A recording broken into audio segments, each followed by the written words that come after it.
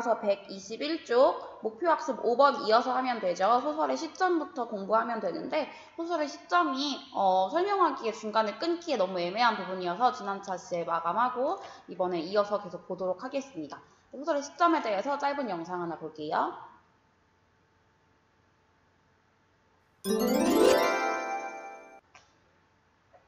소설의 시점에 대해 알아봅시다. 시에는 독자에게 정서를 표출하는 화자가 있듯이 소설에는 이야기를 전달하는 서술자가 있습니다.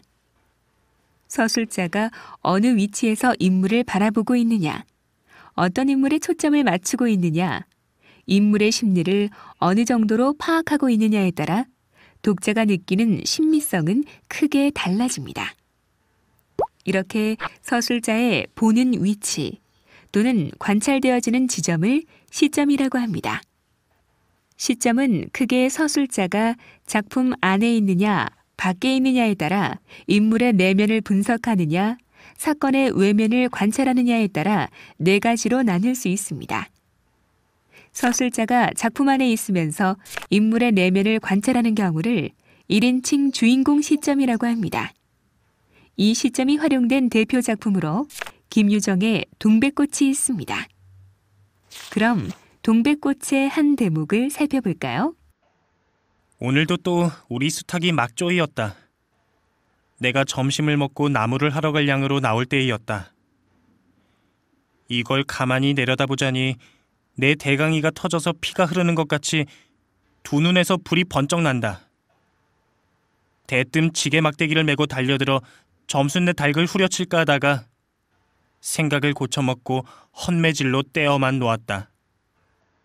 작품 안의 주인공 나가 자기 집 수탉이 점순내 닭에게 쪼이는 사건과 그걸 보고 화가 났다는 것을 모두 서술하고 있죠. 이를 1인칭 주인공 시점이라고 합니다. 그러면 이번에는 작품 안에 있는 나가 다른 인물의 외면을 관찰하여 서술하는 1인칭 관찰자 시점에 대해 알아봅시다. 이 시점이 활용된 대표적인 작품으로 주요한의 사랑손님과 어머니가 있습니다. 다음 대목을 읽어봅시다. 나는 금년 6살 난 처녀애입니다. 내 이름은 박옥희이고요. 우리 집 식구라고는 세상에서 제일 이쁜 우리 어머니와 단 2식구뿐이랍니다. 아차! 큰일 났군. 외삼촌을 빼놓을 뻔했으니. 어느 날은 점심을 먹고 이내 살그머니 사랑에 나가보니까 아저씨는 그때야 점심을 잡수셔요. 그래, 가만히 앉아서 점심 잡수는 걸 구경하고 있노라니까 아저씨가 오키는 어떤 반찬을 제일 좋아하노? 하고 묻겠지요? 그래, 삶은 달걀을 좋아한다고 했더니 마침 상에 놓인 삶은 달걀을 하나를 집어주면서 나더러 먹으라고 합니다. 작품 안 주인공 오키는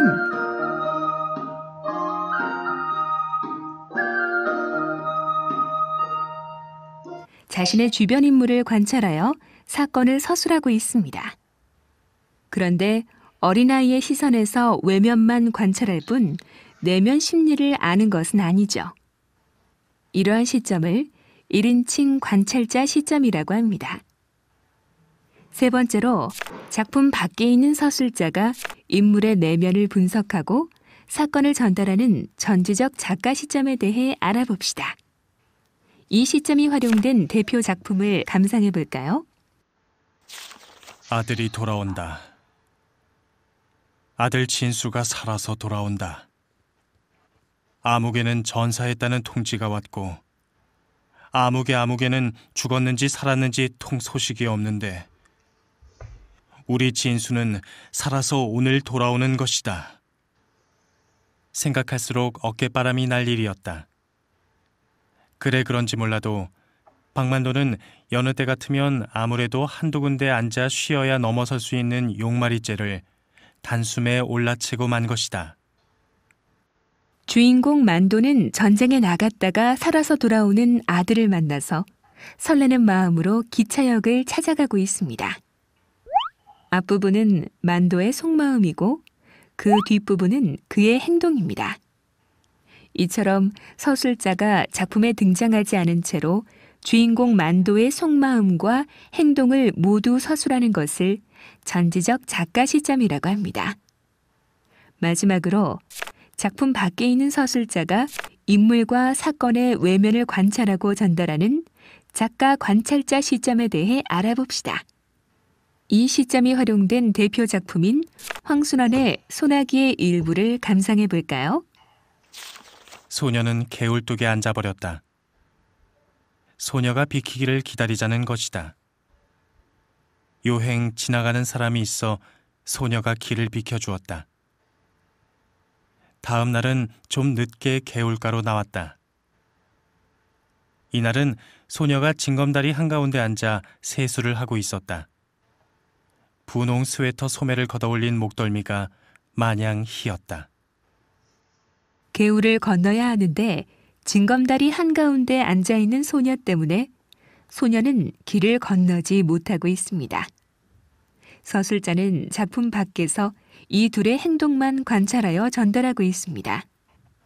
독자는 서술자가 전달하는 정보만으로 두 인물의 내면을 유추하게 되죠. 이러한 시점을 작가 관찰자 시점이라고 합니다. 지금까지 소설의 시점에 대해 살펴보았습니다. 같은 이야기라고 하더라도 독자는 시점에 따라 다른 감동을 느낄 수 있습니다. 각각의 시점에 주는 효과를 이해하면서 작품을 감상할 수 있도록 합니다. 이렇게 시점에 대해서 한번 알아봤는데 1인칭 주인공, 1인칭 관찰자, 3인칭 그리고 전지적 작가 시점이 있죠. 이 중에서도 지금 이 이태준의 돌다리는 전지적 작가 시점이라고 생각하시면 되겠습니다. 그래서 하나 더 영상 볼게요. 서사갈래인 소설의 개념, 그 다음에 여기 나오는 창섭과 아버지 같은 인물, 그리고 시점까지 정확하게 정리 한번 해보고 넘어갈게요. 본격적으로 분석하기 전에 기초적으로 알아야 하는 개념이라고 생각을 하시면 됩니다. 정말 중요한 건 실제로 소설을 읽으면서 분석하는 것이겠지만 이러한 개념들이 바탕이 되어야 또 소설을 잘 분석할 수 있기 때문에 가벼운 마음으로 이 부분을 공부를 하시면 될 것 같습니다. 자, 그러면 첫 번째로 소설의 개념에 대해서 알려드리겠습니다. 소설 읽는 게 취미인 분들 많으시죠? 하지만 소설이란 무엇이냐 라고 물었을 때 정확한 정의를 말하는 사람은 많지 않을 것입니다. 소설에 대한 정확한 개념적 정의는 이와 같습니다. 작가가 상상력에 의해서 창조해낸 허구의 세계 또는 이야기, 이게 바로 소설의 개념입니다. 자, 작가라는 사람이 당연히 있죠. 그 사람은 소설가로도 불립니다. 상상력에 의해서. 우리 작가 하면 어떤 모습이 생각나나요? 뭔가 책상에서 만년필을 들고 수삭수삭 이렇게 종이에 뭔가를 막 써내려가는 그런 모습이 생각나지 않나요? 아니면 또는 뭐 노트북으로 타이핑을 하는 그런 모습이 떠오르죠. 자, 그렇기 때문에 이 소설이란 건 기본적으로 작가의 머릿속에서 나온 이야기입니다. 그런데 이게 진짜 있었던 일이 아니라 작가가 상상력에 의해서 창조해낸 허구의 이야기죠. 이 허구라는 개념이 굉장히 중요합니다. 아무리 소설 속의 이야기가 진짜 같아도 꼭 우리 현실을 그대로 옮겨 놓은 것 같아도 이 소설은 뭐다? 진짜가 아니다. 자, 그래서 소설은 허구성을 가지고 있다. 이걸 꼭 개념으로 알아두시면 됩니다. 그래서 소설이란 일정한 구조가 또 있어요. 일정한 구조를 바탕으로 배경과 등장인물의 행동, 사상은 생각이죠. 심리 등을 통하여 인간의 모습이나 사회상을 제시합니다. 자, 그러면 이 부분에 대해서는 차근차근 우리 같이 공부를 할 거예요. 자, 그 다음에 그래서 소설의 특성을 보면요. 아까 허구성이 중요하다고 했죠. 자, 그래서 허구성은 소설의 가장 본질적인 특성이다. 이렇게 생각을 하시면 됩니다. 그 다음에 개연성인데요. 개연성이라는 건 말이 된다는 얘기예요. 그러니까 현실에서 일어날 법한 일이죠. 우리가 소설을 재밌게 읽을 수 있는 이유는 어느 정도 그게 현실 세계에 기반해 있기 때문이에요. 우리가 현실을 완전히 무시하고 소설을 쓴다면 그 소설을 읽을 사람이 없을 것입니다. 왜? 독자는 항상 현실 속에서 살고 있기 때문이죠. 그래서 소설에서는 개연성이 중요합니다. 여러분이 드라마 보시다가도 뭐 막장 드라마 이런 거 많잖아요.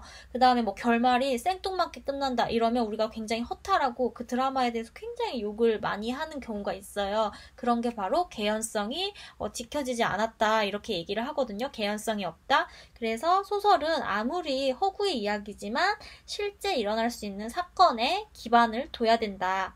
그 다음에 인과관계가 있어야 된다. 이래서 개연성이 또 있습니다. 그 다음에 진실성입니다. 허구성하고 진실성하고 같이 나오니까 뭔가 이게 모순되는 개념이라서 의아해하는 사람들도 있을 거예요.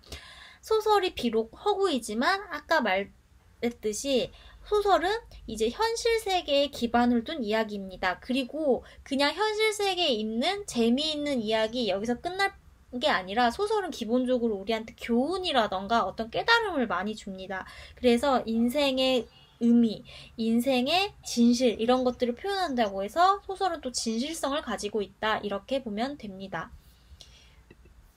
자, 그 다음은요. 소설은요. 산문성이에요. 우리가 산문문학이라고 하면은 이제 운문문학과는 반대되는 개념인데요. 운문문학은 이제 시 같은 이제 운율을 살린 짧은 문학을 얘기하고요. 산문은요. 이렇게 서사성을 가진 이제 긴 문학인데요. 산문문학은 우선 길이의 길임에 있습니다. 그래서 소설은 서술, 대화, 묘사에 의해서 기록되는 아주 긴 분량의 문학이다. 이렇게 생각을 하시면 됩니다. 그 다음에 이제 서사성이란 서사는 바로 이야기의 구조. 근데 이 이야기의 구조가 이제 시간의 흐름에 따라서 일정하게 전개가 된다. 그래서 소설을 서사문학이라고 합니다. 그 다음에 마지막으로 예술성인데요. 당연히 소설도 문학의 일종이기 때문에 문학은 언어예술인 거 아시죠? 그래서 형식미라던가 예술미, 미적인 그런 쾌감 이런 것을 주는 예술성도 있다. 이렇게 6가지 정도 정리를 하시면 될 것 같아요. 자, 그러면 그 다음에 이제 소설의 인물의 유형에 대해서 알아보겠습니다. 자, 첫 번째는요, 바로 주동인물과 반동인물입니다. 자, 주동인물은 어떤 것이냐면 사건을 주도적으로 이끌며 주제를 구현하는 인물이다. 이렇게 생각을 할 수가 있습니다. 그래서 주동인물은 곧 주인공이라고 생각하시면 쉽습니다. 그래서 이 주동인물은 주로 이제 독자가 감정을 이입하는 인물이죠. 예를 들면 우리 춘향전에서 춘향과 이도령 정도 이렇게 생각을 하시면 쉽고요. 반동인물은 그 춘향과 이도령의 사랑을 방해하는 인물이죠. 변사또라고 제가 예시를 들었는데 반동인물은 말 그대로 이게 반할 반자입니다. 주동인물과 대립해서 갈등을 일으키는 인물입니다. 우리가 이 재미있는 영화라던가 소설을 보면 주동인물 대척점에 서 있는 반동인물이 있는 경우가 굉장히 많습니다. 예를 들면 마블 영화 같은 경우는 항상 반동인물을 세우죠. 그러면 우리가 주동인물들, 그러니까 어벤져스한테 더 감정을 이입해서 그들을 응원하고 재미있게 볼 수가 있어요. 그런데 반동인물이라고 꼭 항상 악인이냐? 악인인 경우가 많지만 그렇지 않은 경우도 많습니다. 오히려 반동인물이 좀 더 입체적으로 그려져서 이제 주동인물이나 독자에게 감동을 주는 경우도 많습니다. 또는 주동인물과 반동인물이 이제 사랑을 하는 경우도 있고요. 그래서 반동인물은 이제 꼭 악인이다 이렇게 규정 지을 필요는 없는 것 같습니다.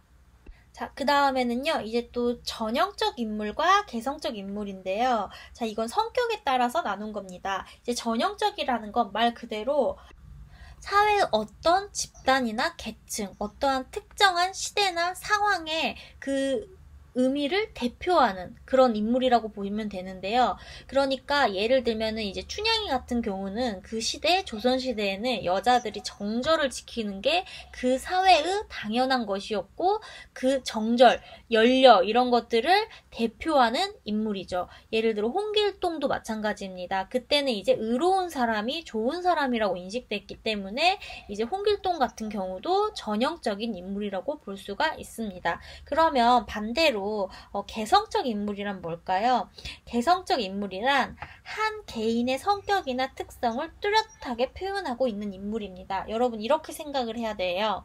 전형적 인물은요, 주로 고전소설에 많이 등장합니다. 왜냐하면 고전소설을 생각을 했을 때는 그 당시에는요, 독자도 적었지만 실제로 글을 쓸 수 있는 작가들도 이제 한정돼 있었죠. 그래서 양반 계층이 주로 전달하고 싶은 인물들은 딱딱 정해져 있어요. 예를 들어 충신이라던가 연려라던가 효자라던가 이런 것들이 전형적으로 정해져 있었습니다. 그런데 이제 조선 후기에 가면서 또 이제 현대사회에 들어오면서 누가 중시되나요? 사회가 아니라 자아를 표현하는 능력이 이제 중요해지기 시작하고 현대사회로 이제 점점 진행될수록 이 개성적인 인물이 조금 더 많아지기 시작합니다.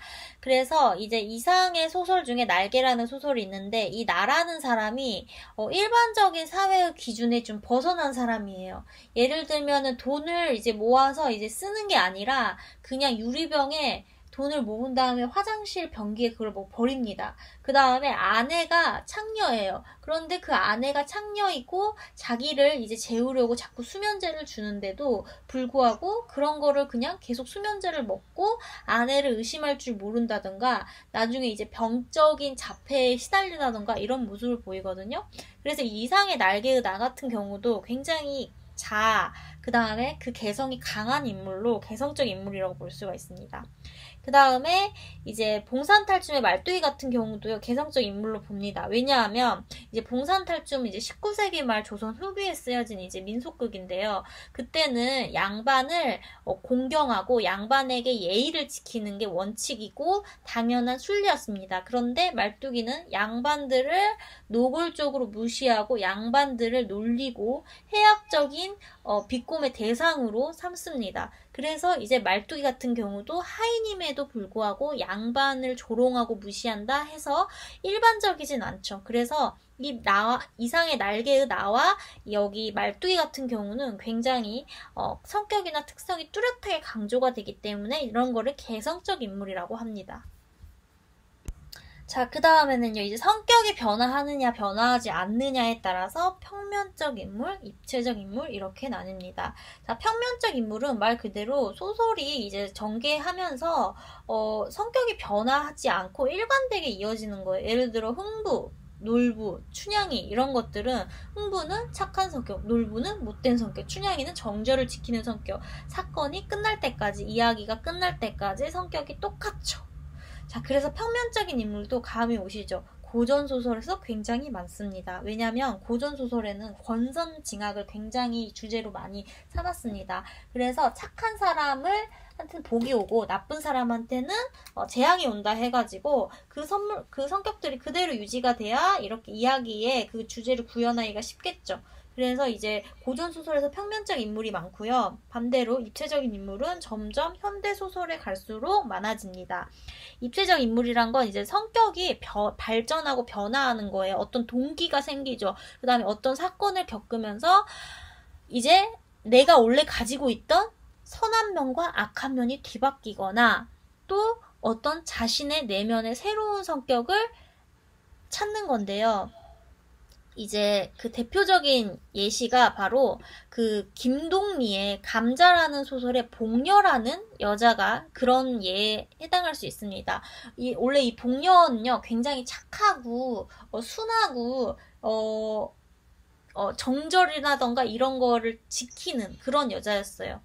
그런데 자기가 일을 하다 보니까 몸을 팔게 되면 너무 쉽게 돈을 벌 수 있고 왕서방이란 남자에게 자신이 그런 성을 대가로 하면은 굉장히 자기가 호의를 받을 수 있다는 걸 알고 나서 자꾸 그런 쪽에 대한 윤리의식을 버리게 됩니다. 이런 게 바로 이제 복녀의 윤리의식이 바뀌면서 복녀가 입체적인 인물로 변화하는 과정을 이 소설에서 보여주는데 이런 경우에는 이제 김동리의 감자의 복녀가 입체적 인물에 해당한다 이렇게 볼 수가 있습니다.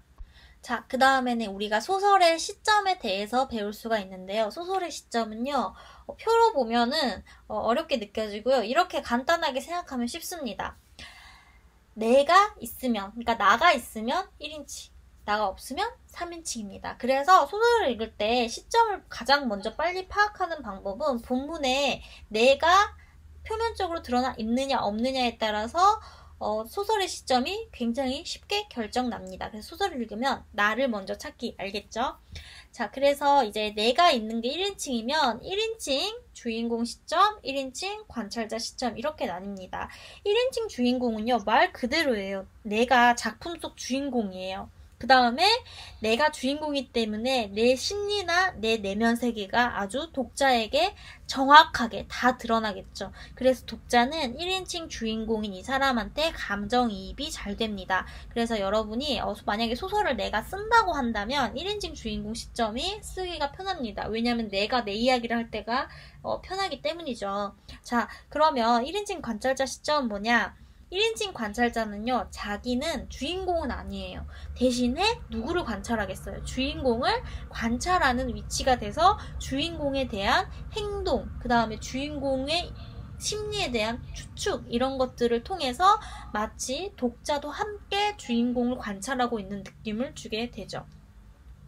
그래서 주인공은 이제 관찰자에 의해서만 관찰되기 때문에 독자는 관찰자의 해석에 따라서 주인공을 판단하게 됩니다. 자, 그 다음에 이제 소설의 시점에서 내가 없으면 3인칭이라고 했죠. 자, 3인칭은요, 작가, 관찰자 시점, 3인칭 관찰자 시점이라 해도 됩니다. 그 다음에 전지적 작가 시점이 있습니다. 자, 작가 관찰자 시점은요, 서술자가 관찰자의 위치에서 인물들의 행동이나 심리, 사건을 서술하는 거예요.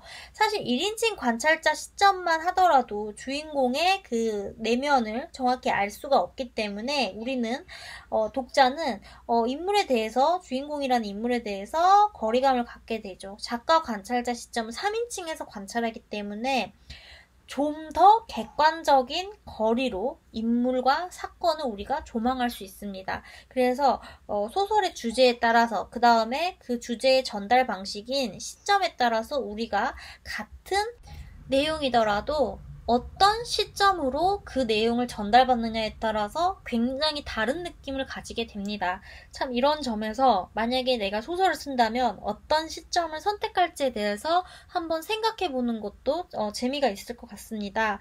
소설 공부 이렇게 지식적으로 보면 재미가 참 없잖아요. 그래서 소설을 볼 때 내가 만약에 작가라면 이렇게 썼을 텐데, 또는 어떤 방법으로 조금 이렇게 구성을 했을 텐데, 이렇게 한번 생각해보면 조금 더 고차원적으로 생각할 수 있거든요. 이 시점 공부에서는 특히 그런 태도가 필요합니다. 자, 그 다음에 이제 전지적 작가 시점은요, 가장 익숙할 거예요. 전능한 신의 입장에서 조망한다. 그래서 이 사람은요, 이 전지적인 신이기 때문에 모든 사람의 마음에 들락날락 거릴 수 있고요. 객관적으로도 그 사건을 요약할 수 있고요. 심지어 자기 목소리도 냅니다. 독자나 이 주인공에게 말을 걸기도 해요. 저 거동 보소, 이런 식으로. 굉장히 마음에 안 들면은 저 사람 행색 보소, 고얀 놈, 이런 식으로도 비속어를 쓰면서 주인공을 지칭하기도 합니다. 그래서 이제 전지적 작가 시점은요, 서술자가 인물의 내면 심리나 사건을 확히 들여다보듯 자세하게 서술하는 시점이고, 인물이나 사건을 아주 자세하게 서술을 할 수가 있습니다. 그래서 이제 장점이 있고 단점이 있는데, 장점은 작가의 생각이나 주제가 굉장히 명쾌하게 드러낼 수가 있고요. 또 독자가 감정이입하기가 좋죠. 그래서 고전소설의 거의 대다수는 다 전지적 작가 시점입니다. 그리고 서술자의 개입이 아주 많이 드러나고요. 그걸 또 편집자가 논평을 한다 해서 편집자적 논평 이렇게 배우죠. 자, 그런데 이제 단점은 뭐냐면, 독자가 이제 스스로 생각할 수 있는 여지나 상상력을 제한한다는 단점이 있습니다. 그래서 이 모든 이제 시점은요, 다 장단점이 있기 때문에 여러분들이 잘 파악을 해서 이제 공부를 하시면 됩니다. 네, 여러분 혹시 2인칭에 대해서 궁금하신 분들 있을까봐 한 가지 더 얘기를 하겠습니다. 1인칭은 있고 3인칭도 있는데 2인칭은 뭔가요? 라는 질문이 있을 것 같아요. 자, 2인칭은요, 시점으로 인정되지는 않지만 실험적인 문체 또는 이제 소설적인 기교로 2인칭을 인정하기도 합니다. 2인칭은 뭐겠어요? 너 또는 당신이 이제 주체가 되면 되죠. 하지만 2인칭 시점 자체가 사실은 3인칭과 또는 1인칭과 바꿨으면 같기 때문에 2인칭을 따로 인정하기가 어렵습니다.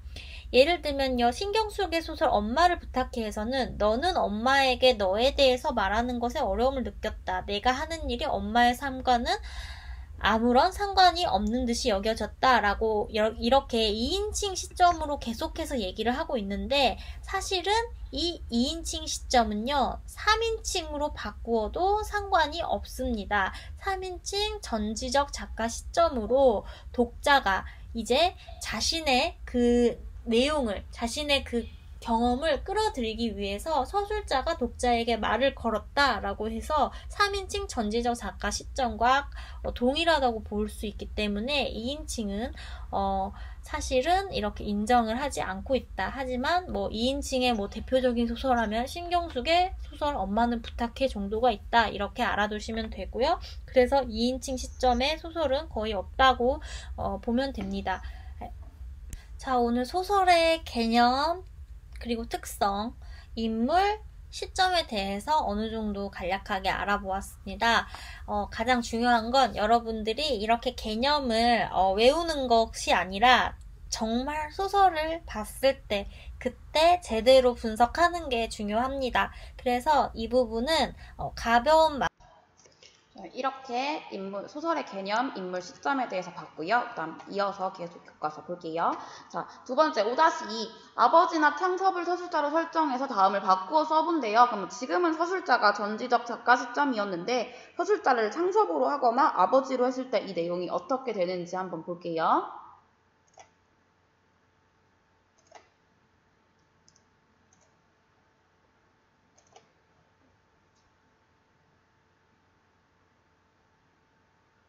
일단 5-1번에 예시 답안 적으면 돼요. 전지적 서술자를 통해서 사건뿐 아니라 창섭, 아버지, 어머니 등 등장인물의 내면 심리 모두 전달하고 있는 전지적 작가 시점이라는 것도 알아야 되고 그 다음에 이 밖에도 1인칭 주인공, 1인칭 관찰자, 3인칭 관찰자 시점이 어떤 건지 인지하고 계셔야 합니다.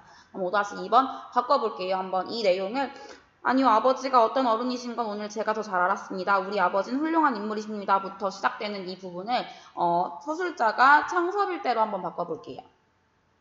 그러면 이렇게 되죠. 그러나 나는 이 말을 하는 순간 코어리가 찌르르 하였다. 내가 계획하고 온 일이 이때 내는 창섭이 되는 거죠. 실패한 것쯤은 차라리 당연하게 생각되었고 아버지와 나와의 세계가 격리되는 일종의 결별의 심사를 체험하였기 때문이다. 나는 아버지가 고쳐놓은 돌다리를 건너 저녁차를 타러 갔다. 아버지는 동구 밖으로 사라지는 나의 뒷모양을 지키고 계셨다. 어머니는 그날 아버지가 늦도록 잠을 주무시지 못했다고 하셨다. 그러고는 갑자기 젊어서 서당에서 읽던 백낙천의 시가 생각나더라는 말씀을 하시더란다. 라고 읽을 수 있겠죠.